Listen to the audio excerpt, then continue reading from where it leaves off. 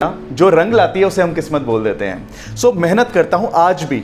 कल रात को मैं 1-1:30 बजे सोया हूं, अपने एड्स वगैरह जो भी हमारे बनते हैं कोर्सेज के रिलेटेड उसको सारा सेटिंग्स करके खुद अपने हाथों से, पूरी टीम है तब भी मैं रात को 1 बजे सोया हूं और सुबह 6:30 बजे नींद खुली है अपने आप अलार्म के बिना, कि वो काम जो रात को किया था वो सारा चेक करना है कि ठीक से हुआ, या 2 आइडियाज और आ चुके होते हैं रात को सोने में, तो वो आइडियाज भी इंप्लीमेंट मैं चाहता हूं मैं कुछ अलग करूं, शायद वो मेरा कोर्स लोगों को कुछ अलग तरीके से सिखा। ये तरीका आया कहां से दिमाग में सर? ये कोर्स अलग होना चाहिए, फन, एक्टिंग। जब मैं स्कूल में था तो मेरे पापा मम्मी अपने काम में गए होते थे, तो मेरी दादी घर पे होते थे, तो वो मुझे खाना खिला के खुद रेस्ट करने चले जाते थे, तो मैं बेड पे खड़े होके ना सामने गोल क्लॉक लगी होती थी, उसको कैमरा समझता था और एक्टिंग किया करता था। अच्छा। कुछ ना कुछ एक्टिंग करना, तो एक्टिंग का भूत था, तो लगा कि शायद इसी भूत को मैं अपने कोर्स से निकालूं। तो पहले तो मैंने सबसे पहले वीडियोस बनाई यूट्यूब पे, कोर्स तो चलो बाद में आया। उन वीडियोस में मैंने एक्टिंग करी, फनी तरीके से सिखाना शुरू किया, तो लोगों को बहुत पसंद आने लगा, यार कुछ नया मिला है, कुछ इजीली सीखने का मिला है। जब लोगों को पसंद आया तो मैंने कहा मेरा एक्टिंग का शौक भी पूरा हो गया और लोगों को कुछ सिखा भी पाया मैं। कुछ साल पीछे चलते हैं और जानता हूँ कि जब आप स्कूल में थे तब क्या बनना चाहते थे, क्या गोल था उस समय? जब मैं स्कूल में था तो मेरा एक छोटा सा ड्रीम था कि मैं किसी दिन एंकरिंग करूं। और मैं अपने कॉलेज के, जब मैं कॉलेज में पहुंचा तो मैं कॉलेज के फंक्शंस में एंकरिंग करने भी लगा, लेकिन उसी बिना कॉन्फिडेंस से ही, टांगें कांपती हुई, लेकिन जब बोला तो कॉन्फिडेंस के साथ बोलता था। लोगों को नहीं पता कि अंदर टांगें कांप रही हैं। अच्छा। लेकिन दिखता यही था कि मैं कॉन्फिडेंस से बोल रहा हूँ। उसी स्टेप बाय स्टेप करते करते वो जर्नी शुरू हुई वहां से। आपने इतना संघर्ष किया, अभी मैं आपकी वीडियो देखा था कुछ महीने पहले, आप जॉश टॉक पे बोल रहे हैं, वो दौर कैसा था सर? जब आप जॉश टॉक पे इनवाइट हुए तब लगा कि अब मैं सफल हो गया हूँ? अब लगता है कि अब मेरे अंदर एटीट्यूड आ जाना चाहिए? नहीं, एटीट्यूड इंसान के अंदर कभी नहीं आना चाहिए, क्योंकि उसको वो दिन याद रखने चाहिए जिस दिन उसने किसी और की जीन्स पहन के कॉलेज गया था और उसको बात सुनने को मिली थी। और मेरे जैसे हजारों और लोग दुनिया में होंगे, मुझसे भी बुरी सिचुएशन में होंगे। सो मैं उन सबकी रिस्पेक्ट करता हूँ, उन सबकी फीलिंग्स की रिस्पेक्ट करता हूँ, इसलिए मुझे कभी एटीट्यूड वाली चीज़ तो नहीं आएगी। बट ये ज़रूर चीज़ है कि जो सक्सेस का एक मेजर है, आपने कहा ना कि जोश टॉक्स में इनवाइट हो गए तो आपको लगा कि सक्सेस, सिर्फ जोश टॉक्स नहीं, मुझे कई सेलिब्रिटीज़ के साथ भी काम करने का मौका मिला है, पंजाबी सिंगर्स के साथ भी मैंने उनके साथ काफ़ी काम किया है, बॉलीवुड बादशाह वगैरह सबके साथ काम किया है।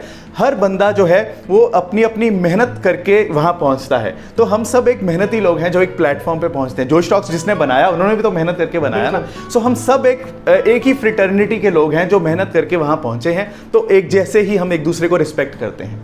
सर 3 चीजें जो अंग्रेजी सीखने के लिए चाहिए, आपको क्या लगता है? सबसे पहली चीज़ ये चाहिए कि आपको वर्ड्स की नॉलेज होनी चाहिए, क्योंकि आप एक सेंटेंस, मैंने पीछे भी किसी को बताया था कि आई एम अगर आपने बोलना सीख लिया तो आई एम हैप्पी बोलोगे एक अलग मतलब बताता है, आई एम सैड बोलोगे अलग मतलब बताता है, आई एम स्लीपी बोलोगे अलग मतलब बताता है, आई एम टायर्ड बोलोगे तो आई एम तो वही रहा ना, वर्ड्स बदलते गए ना। तो वर्ड्स की नॉलेज होना, वोकैबुलरी अच्छी होना बहुत जरूरी है, क्योंकि ग्रामर के जो स्ट्रक्चर्स होते हैं ना सेंटेंस के, वो तो गिने चुने होते हैं। आई एम बोल दिया, उसके आगे जो वर्ड लगाना असली बात तो वो है, उसी से तो आपकी फीलिंग निकल के आती है कि आई एम टायर्ड बोलोगे तो मैं थका हुआ हूं, आई एम स्लीपी मतलब मैं नींद में हूं। तो अगर वो वर्ड ही भूल गए कि टायर्ड है कि स्लीपी है तो वहां गड़बड़ हो जाएगी, आई एम तो याद रहेगा ही। तो वोकैबुलरी एनरिच करना बहुत जरूरी है, पहली चीज। दूसरी चीज ये है कि हमारे स्कूल का जो सिस्टम है वो हमें लिख लिख के पढ़ाता है, हमारे एग्जाम्स भी लिख लिख के होते हैं, तो हमें लिखना आ जाता है लेकिन बोलना नहीं आ पाता। सो हमें क्या करना है कि हमें बोल बोल कर अपनी प्रैक्टिस करनी है। स्कूल ने नहीं प्रैक्टिस करवाई ना सही, लेकिन हमारी किस्मत तो हमारे हाथ में आगे है ना कि हमें मेहनत करनी है और आगे बढ़ना है। तो इसलिए हमें बोल बोल कर घर पे प्रैक्टिस करनी है, जिससे हमारे मुंह की मसल्स को आदत पड़ जाए इंग्लिश बोलने की, ताकि मुंह से निकले ही इंग्लिश। तो ये दूसरी चीज हो गई। तीसरी चीज बहुत सिंपल है, बस पूरा फोकस, शिद्दत, मेहनत, क्योंकि मेहनत के आगे कुछ नहीं है।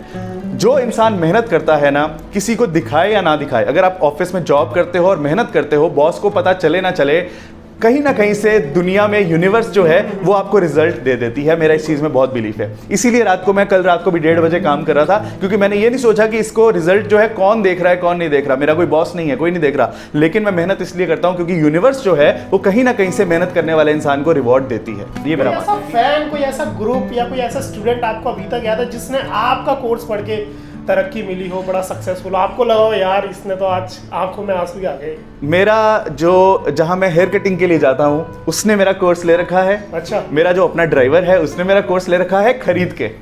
फ्री में नहीं, मेरे ड्राइवर ने कोर्स खरीदा है मेरा। उसके बाद कल नहीं, पिछले हफ्ते मैं अपनी एनिवर्सरी पे एक रिजॉर्ट गया था। अच्छा। वहाँ जो लड़का वेटर था, जो स्टाफ मेंबर था उनका रेस्टोरेंट का, वो बंदा मुझे देख के पागल हो गया कि सर मैं आपको फॉलो करता हूँ, आप मेरे सामने हो।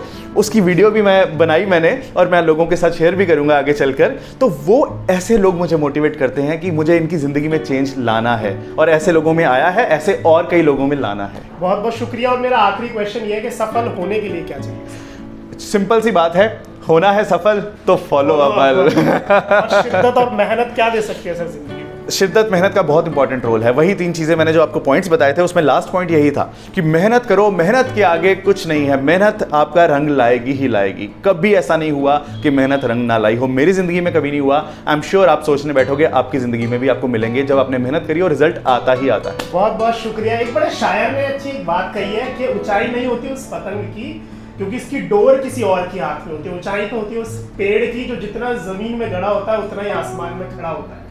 तो अव्वल मदान साहब उसी शख्स का नाम है। और बहुत बहुत शुक्रिया सर 10 मिनट देने के लिए।